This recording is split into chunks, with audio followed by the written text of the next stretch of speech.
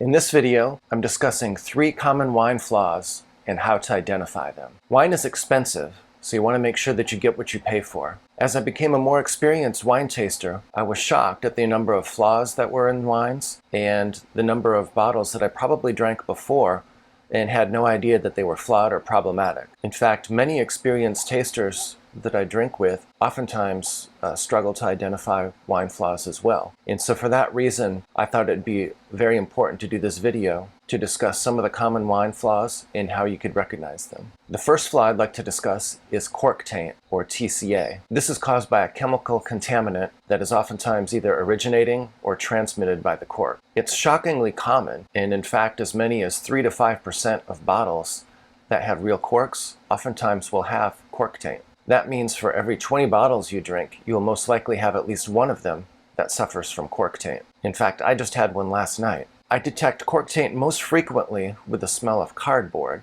but some people describe it more as either wet dog or musty basement. So none of these things are very pleasant, and it's definitely not something that you want to be smelling in your wine. It is problematic, however, because sometimes there could just be a mild case of cork taint. Where the cork taint is mild, occasionally you will just have a bottle that has very, very muted fruit and is not very expressive. You can oftentimes tell if you had some previous experience with a wine and you know that it's very, very flamboyant and expressive, but then you get a bottle and it's just kind of muted and not very impressive. However, definitely if you get a bottle that you believe suffers from cork taint, I would encourage you to have the sommelier or someone from the restaurant come over and smell it. They're usually very good about replacing bottles when they recognize the cork taint. Sometimes, however, it will slip through, so don't just assume that they'll recognize it and that they won't serve you a bottle that has cork taint. Even one time last summer at a winery, when I was doing a tasting, one of the wines in the tasting was cork. I told the person who was helping me about the problem, and she immediately identified it and fixed it. But it is something that got through on the initial pour and that they didn't catch. So definitely be vigilant for cork taint. The second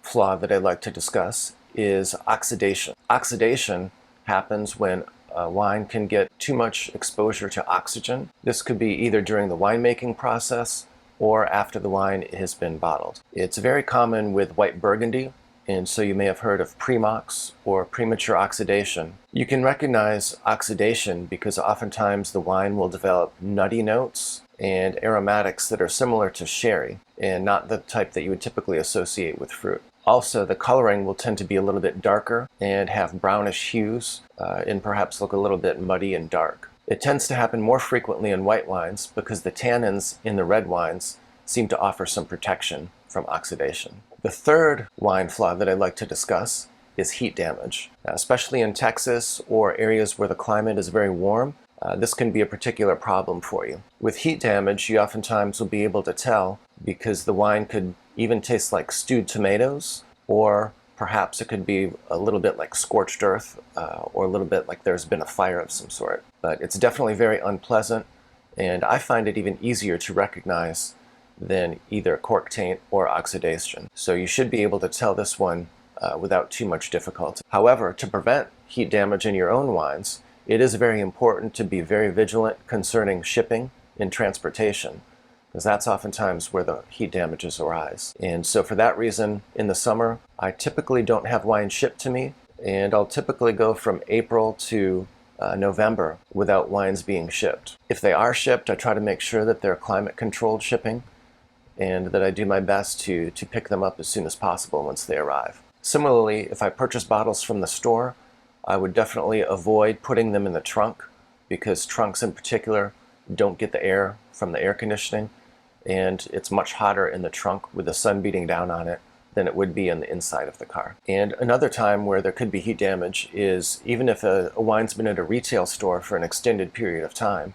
and it's just out on the shelf and not climate controlled. The ideal storage temperature for wines is about 55 degrees, and in many retail stores it's 75 degrees, and to the extent that they turn the climate control system off when they're not operating, it could get even much warmer during those hours. And so, especially if a wine has been on the shelves for a long period of time, that can sometimes be a problem. So in sum, I hope that you've learned how to identify your cork taint, oxidation, or heat damage in your wines, and that you'll be confident in sending the wine back or trying to return it and get your money back if you experience wines that have any of these flaws associated with them. I hope you enjoyed this video. If you did, please be sure to like it, and please be sure to subscribe to my channel so that you don't miss the next one. I come out with videos like these once a week, and so you'll definitely want to stay tuned. Thanks very much. Until then, drink well.